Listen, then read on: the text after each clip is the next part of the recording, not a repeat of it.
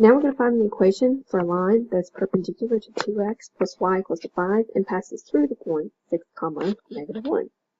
So to do that, we first need to find the slope of the line that we're perpendicular to. So I'm going to take the line 2x plus y equals to 5 and solve for y. This is not a hard one. I just have to subtract 2x from both sides. And I get y equals to negative 2x plus 5. In this case, my slope is negative 2.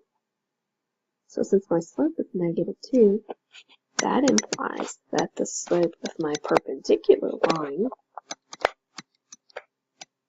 is 1/2. It's going to be the opposite sign. It's going to be flipped. Now I'm going to plug them into point slope form. Y minus y sub 1 equals to m times the quantity x minus sub 1. That gives me y minus a negative 1 is equal to 1/2 times the quantity x minus x sub 1, which is 6. So I have y plus 1. Using my distributive property, I have 1/2 x, and 1/2 times negative 6 is negative 6/2, which is negative 3. Now I'm going to add 1 to both sides. And I end up with the equation y is equal to 1/2 x minus 2.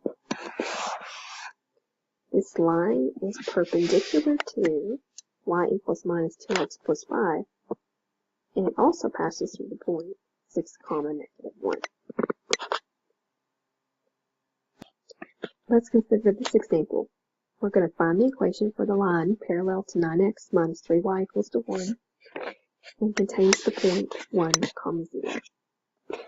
So again, we're going to start by finding the slope of the line. I have 9x minus 3y equals to 1.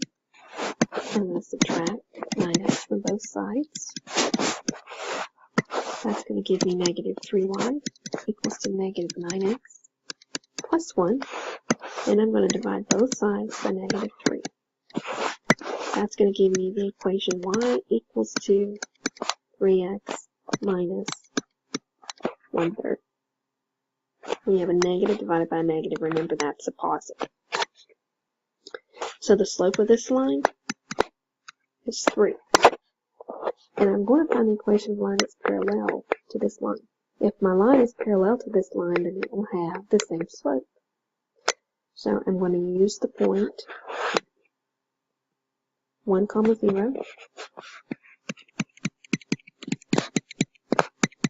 and the slope of 3, and I'm going to plug it into point slope form. Y minus y sub 1 equals to m times the quantity x minus x sub 1.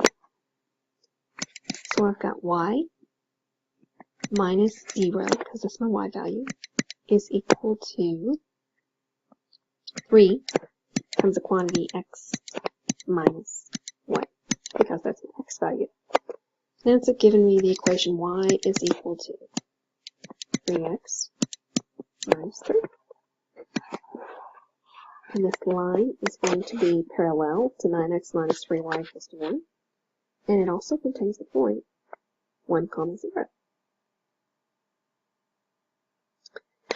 So that finishes up section 4.4. I want you guys to do all the homework for 4.4 on hawks. You're going to do 4.4a, and you're going to also do 4.4b. Also, we're going to have a quiz 3. It's going to be Tuesday. And it's going to be over sections 4.1 through 4.4. So it's going to be about graphing. So be prepared for that. I'll put up a practice quiz, but I won't be able to put it up until Monday. So just be looking for that. And y'all have a nice weekend.